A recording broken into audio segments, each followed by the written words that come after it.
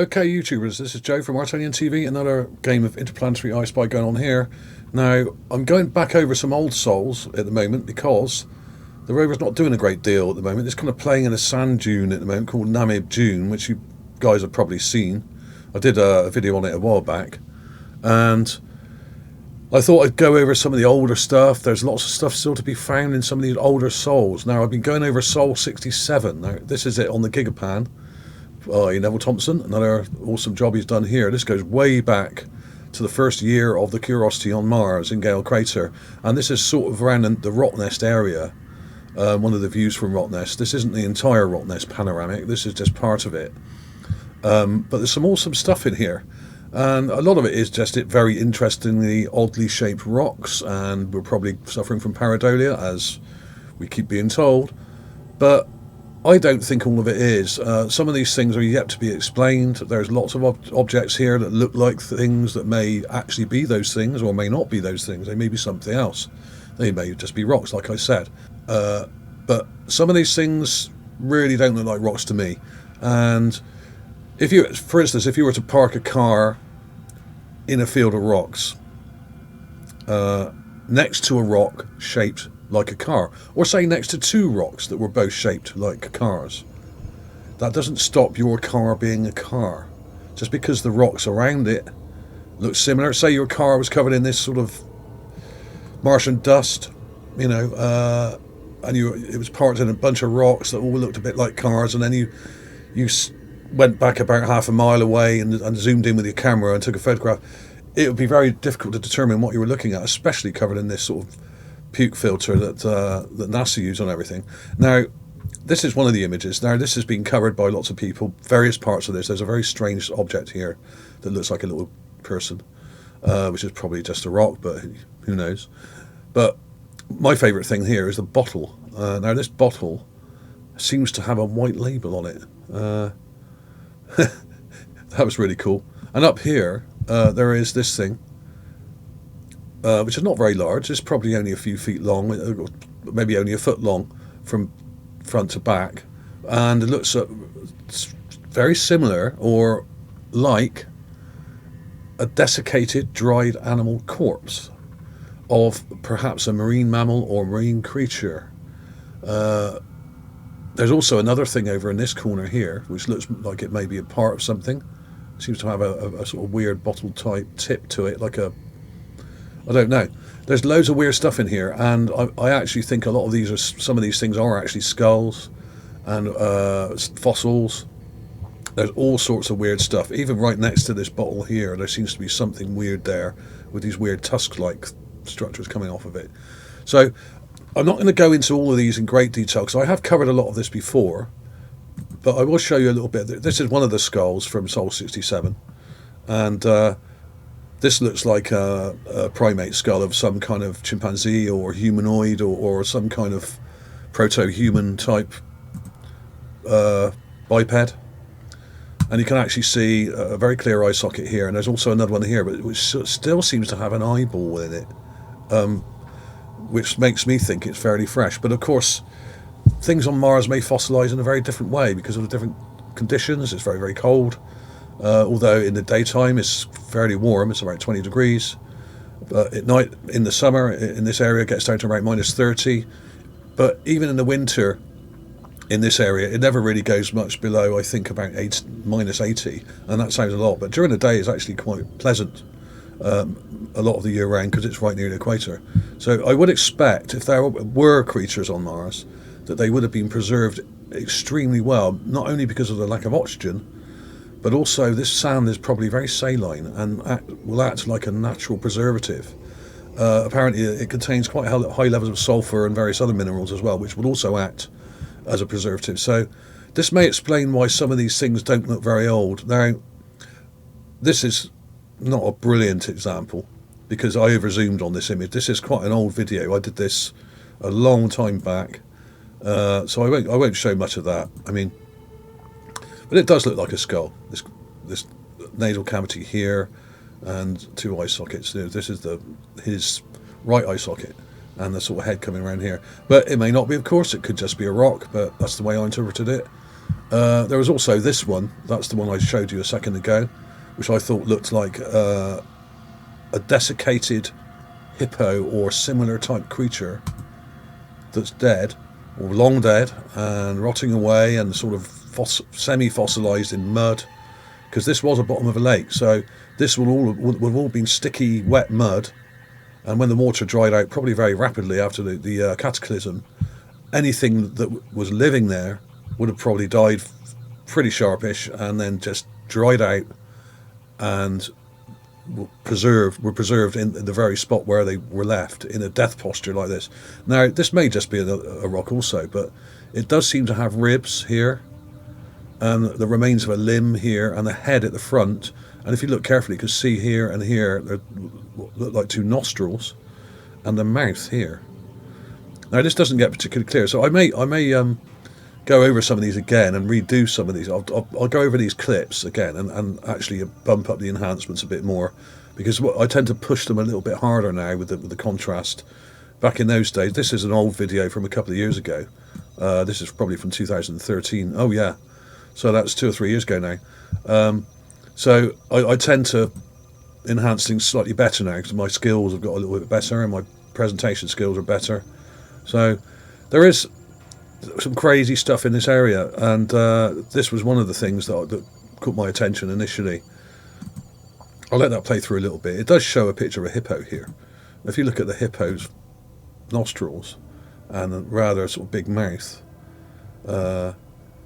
and similar posture. Now, if you imagine this on Mars, or something similar to this on Mars that dies, there's a huge cataclysm. The water in the lake bed all evaporates very rapidly, and there's some kind of nuclear winter type scenario, and any creatures just die and freeze. This flesh would gradually rot away, but if it was covered in mud, there was enough mud around it, the mud would dry out and then act as a preservative. There are other things, like I showed you there. There's this strange thing here. Now, lots of people have gone over this rock nest area and found loads and loads of stuff, and the best thing to do is to come on the gigapan.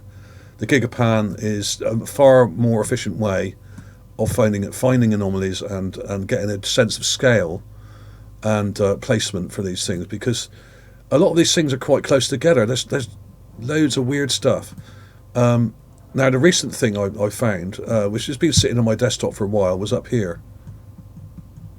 It doesn't look much at the moment, but if you look carefully and you squint a bit, it won't go any closer than that. This looks like a head of some sort, and you can just about make out 2 eye sockets here. Now, bear in mind, as you can probably see, this image is quite badly damaged. NevT's done a good job of tidying up a bit here, but the problem is with these Mastcam images is they are, as I've said hundreds of times before, they are downsized and downgraded, and we lose much of the detail in them. Why they do this, I still don't know. I think it's probably deliberate. So what I'll do, I'll show you a close-up of that. I've got it in my folder here, and I've already done some clips of this. Here's the raw clip. Very blurred, terrible quality, almost no detail there whatsoever. So all you can really do is really up the contrast and white balance it like I've done here. And what I've done here, that looks a bit extreme. Let's go back to this one.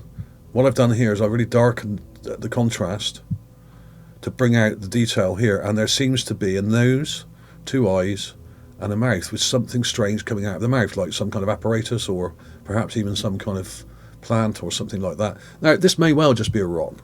This may well just be pareidolia, and some of this information may be down to the way the image has been damaged and degraded, because you can see these lines going through it which kind of correspond with these eye sockets, unfortunately, possible eye sockets. So there we go. I mean, I'll show you that. That's where I've just kind of gone in with the darken tool and darkened it around here just to give some detail, but it's a long way off, this thing, and it's too ambiguous because it's not close enough to get any true detail from, and there's little to be gained from this sort of practice, really. I usually avoid things that are that far away, but I thought I'd show it anyway because it's been sitting around on my desktop for months now, and I thought we'd get round to showing people what I found here. There's loads of weird stuff here. there's that kind of hippo-like thing. I'll show you this enhancement because that's kind of cleared it up a bit.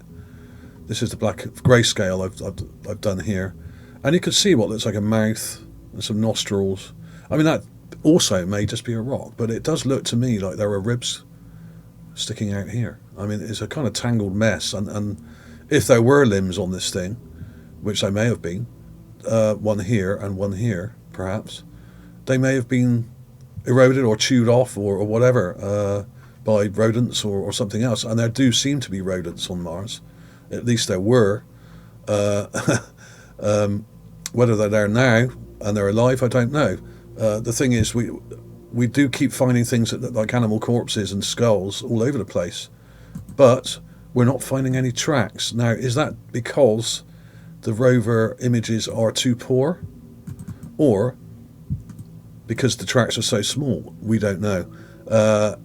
I would expect if there were living creatures up in Gale Crater that we would at some point see some tracks in this sand, because this sand is pretty much everywhere, and a creature would leave nice clear tracks in it. It's very fine sand. Now here's that bottle. I'm just going to show you this bottle just here. Now I haven't done anything to this. It's completely raw, this image. It looks like a bottle with a label just here.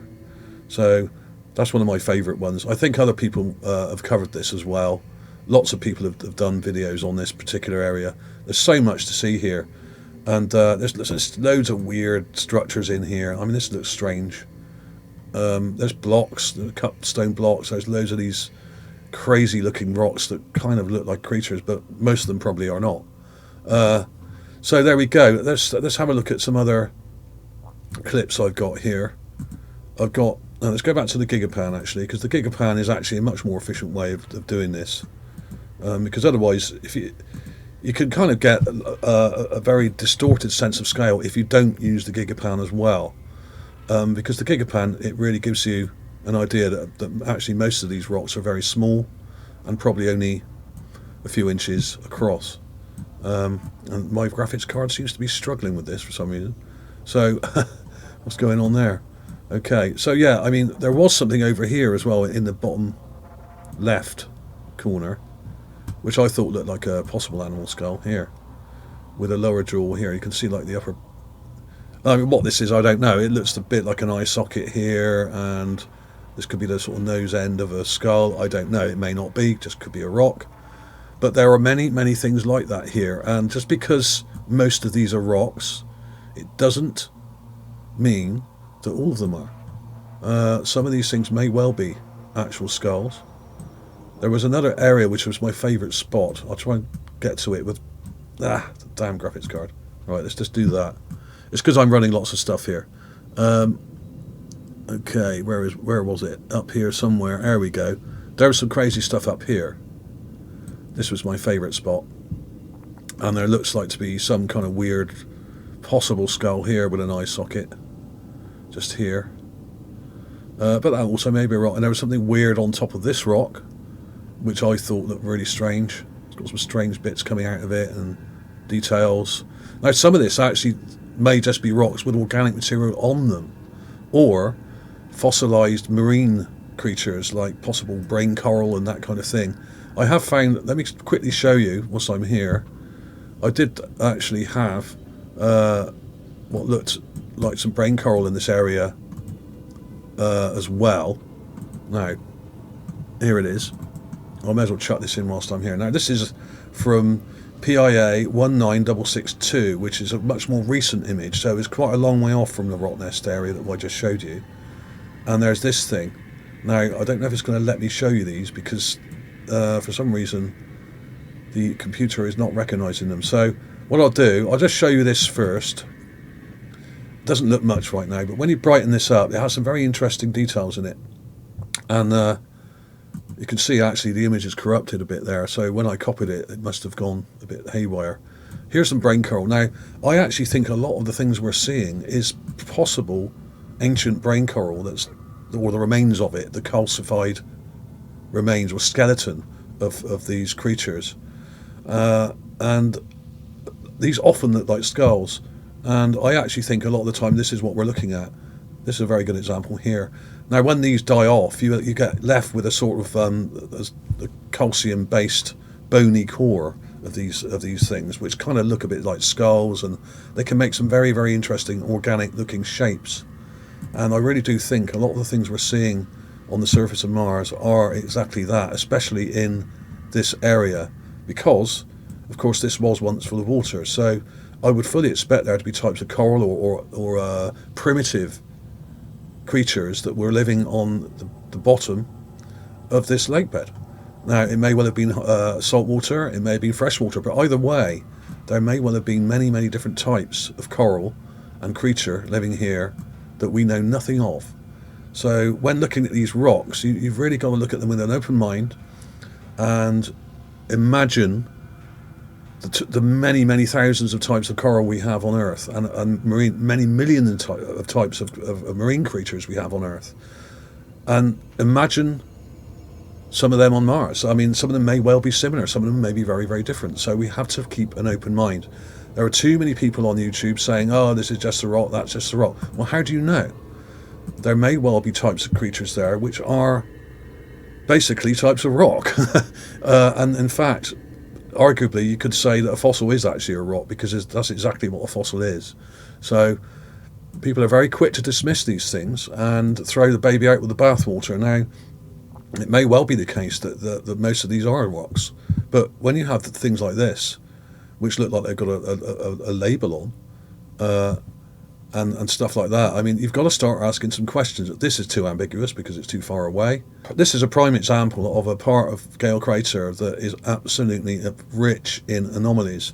I'm not saying all these are anomalies, but they're certainly very interesting. And a lot of these rocks look like bits of pottery. Some of them look like they've been cut stone blocks from parts of buildings. There are bits of foundations all over the place. People are starting to realise this now, and a lot of us researchers have been saying this for years. And if we were right about the water in this area, which I and many others determined years ago, just by looking at what looked like marine fossils, if we were right about that, then we may well be right about many other things as well. So do also bear that in mind. So I'm going to stop now because for some reason my graphics card is struggling with this, even though it's a brand new one. I don't know what's going on there. So thanks for watching, everybody. What I'll do, I'll go through this whole area. I'll clip out all the interesting possible anomalies and put them in at the end of the video for you. Okay, thanks for watching, everybody. I'll see you soon.